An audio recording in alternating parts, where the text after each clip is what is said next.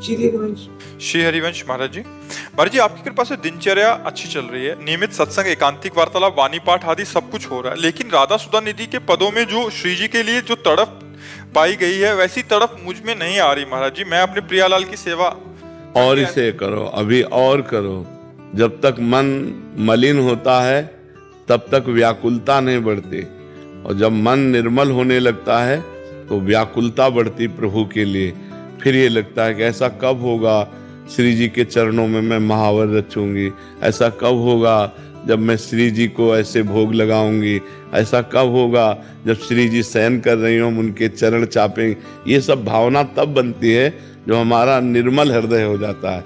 अभी हमारे हृदय में मलिनता है, मलिनता में ही हम अपने को स्त्री समझ रहे हैं, अपने को पुरुष समझ रहे हैं, अपने खान पान को सुख समझ रहे हैं, इंद्रियों की विलासता को सुख समझ रहे हैं। जहाँ हमारा मन निर्मल हुआ तो ये मांग अंदर आने लगती है। ऐसा कब होगा जब हम प्रियालाल को गलवैया डाले हुए देखें, ऐसा कब होगा जब वो नौका विहार कर रही और हम उनके साथ हों, ऐसा कब होगा जब वो जल केली कर रही हम उनके साथ जल केली कर रहे। ये भावनाएं बनने लगती हैं जब खूब अधिक भजन करो, डट कर भजन करो।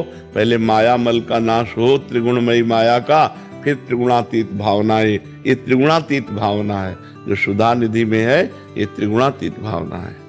कावेरी जी, राधे राधे महाराज जी। महाराज जी, क्या अंदर की शांति संघर्ष से आती है या स्वीकार कर लेने से आ जाती है? अंदर की शांति ज्ञान से आती है, न संघर्ष से आती है न स्वीकृति से आती है, ज्ञान से आती है।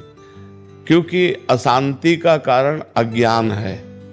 अज्ञान के कारण ही हम परिस्थितियों में, विपत्तियों में, दुख में, भोगों में फंसे हुए हैं। भगवान ने कहा है, श्रद्धावान लभते ज्ञानम तत्परा सहितेन्द्रिया ज्ञानम लब्ध्वा पराम शांति। पराम शांति मचरेण आदि गच्छति।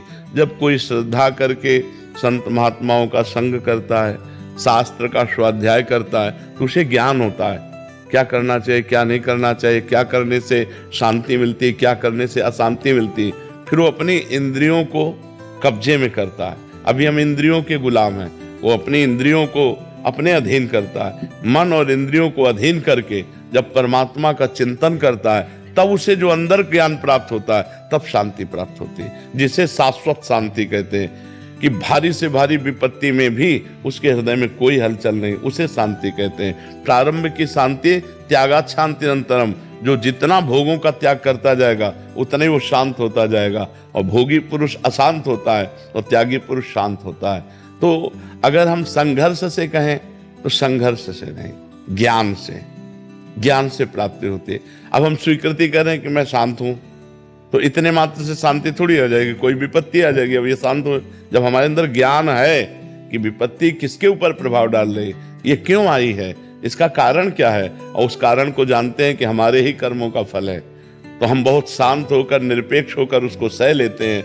तब शांति रहेगी जब ज्ञान रहेगा। अगर ज्ञान नहीं तो शांति नहीं रहेगी। काफी बार ऐसा होता है कि ज्ञान होने पे भी वो नहीं हो पाता, इसका क्या कारण है हमारे? वो ज्ञान केवल ऐसी जानकारी, जैसे स्वप्न में हम देखते हैं कि हम जगे हुए हैं और हम कार्यरत हैं, लेकिन हम सोए हुए होते हैं, जगे हुए नहीं होते। उनको ज्ञान नहीं हुआ, केवल वाचिक ज्ञान है। असली ज्ञान जब प्राप्त हो जाए, बताया ना, जो अंदर से भजन करने से ज्ञान आएगा तभी। पहले एक आता है शास्त्रीय ज्ञान, सुनाकर ज्ञान, और एक होता है अंदर का ज्ञान। अंदर का ज्ञान शांति प्रदान करेगा। जो भजन करोगे, इंद्रियों को भोगों से हटाओगे, और जब असली ज्ञान है तो हमें पता है कि फिर वो शांति भंग नहीं होगी।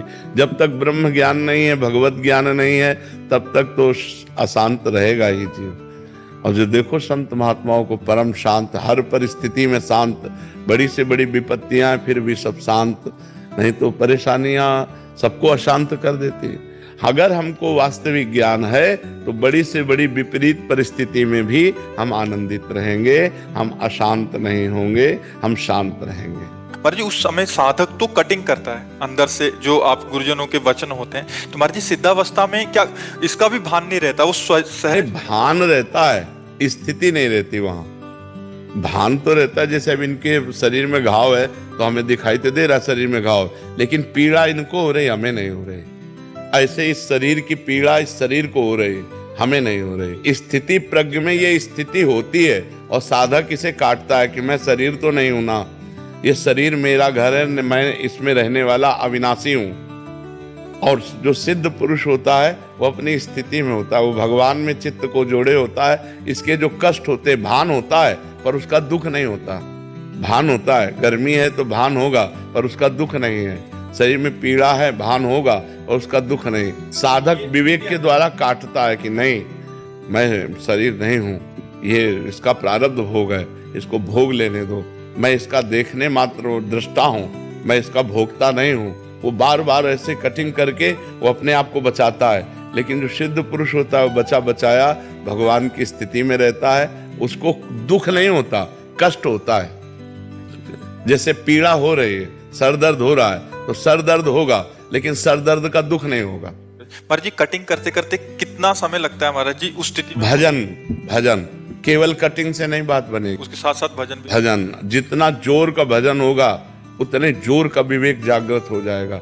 भजन नहीं तो विवेक जागृत हुआ, जो ज्ञान है ना वो प्रयोग में नहीं आएगा। ज्ञान तो सबको है, किसको ज्ञान नहीं कि संसार नाशवान है, किसको ज्ञान नहीं कि मरना है, किसको ज्ञान नहीं कि सब कुछ यहाँ छूट जाएगा। लेकिन कौन, सब उसी में तो लगे हुए हैं, कौन उससे विरक्त होकर भगवान में लग रहा है? मतलब बिना भजन के शाब्दिक ज्ञान से बारी मथे घृत होए बरु सिकता ते बरु तेल, बिनु हरि भजन न भवतरी या सिद्धांत पेल। बिना भगवान के भजन के कोई भी ज्ञान प्रयोग में नहीं आएगा। प्रयोग में तभी आएगा जब आप डट के भजन करोगे, संसार से हट के भजन करोगे और खूब डट के भजन करोगे, तब तो ज्ञान विज्ञान सब अंदर जागृत हो जाएगा। जी। आशीष दीक्षित जी, झांसी से। राधा राधा। महाराज जी, आपके चरणों में कोटि कोटि प्रणाम। महाराज जी, रामचरित मानस के सुंदरकांड में प्रभु अपने स्वभाव का परिचय देते हुए कहते हैं, सन्मुख होई जीव मोहि जबहि, जन्म कोटि अगनाशहि तबहि, मिलत कृपा तुम प्रभु करहि, उर अपराध ना एकहु धरहि। महाराज जी, यहाँ प्रभु द्वारा किस प्रकार की सन्मुखता एवं मिलन की बात कही गई है महाराज जी, इस रहस्य को समझाने? प्रभु ने एक और बात कही है जिससे हम प्रभु के सन्मुख होते हैं। जननी जनक बंधु सुत दारा, तनु धन धाम सुहृद परिवारा, सबकी ममता ताग बटोरी, मम पद मने बांध बटोरी। समदर्शी इच्छा कछु नाहि, हरस शोक भय नहीं मन माहि, अस सज्जन मम उर बस कैसे, लोभी हृदय बसो धन जैसे। ये सन्मुखता होती भगवान की। सर्वत्र से अपनी आसक्ति और ममता का त्याग करके एकमात्र भगवान के चरणों में आसक्ति और ममता कर लेना, ये भगवान की सन्मुखता होती है। सन्मुख होए जीव मोहि जबहि, जन्म कोटि अगनाशो तबहि। उसके करोड़ों जन्मों के पाप नष्ट हो जाते हैं जब जीव भगवान की सन्मुखता लेता है। समस्त विषयों से, समस्त संबंधियों से राग का, ममता का त्याग करके एकमात्र भगवान की शरण। तो जे ही भगवान की शरण जी हुआ तो उसके सारे पाप अपने आप नष्ट हो जाते हैं। सर्वधर्मान परित्यज्य मामेकम शरणम ब्रज, अहम त्वाम सर्व पापेभ्यो मोक्षयिष्यामि मा शुचा। मैं तुम्हें समस्त पापों से मुक्त करके परम पवित्र कर दूंगा, तुम मेरी शरण में आ जाओ। तो जीव जहां भगवान की शरण में हुआ तो विमुखता से जो गलती अपराध हुए थे भगवान उधर राहत न प्रभु चित चूक किए की, करत सुरत सहबार हिए की। प्रभु उसकी चूक की तरफ नहीं देखते, उसके हृदय की बात देखते हैं कि असमर्थ होकर के, अशरण होकर मेरी शरण में आया है, बस इसी बात से उसका मंगल कर देते हैं। समझ में आई बात आप? प्रदीप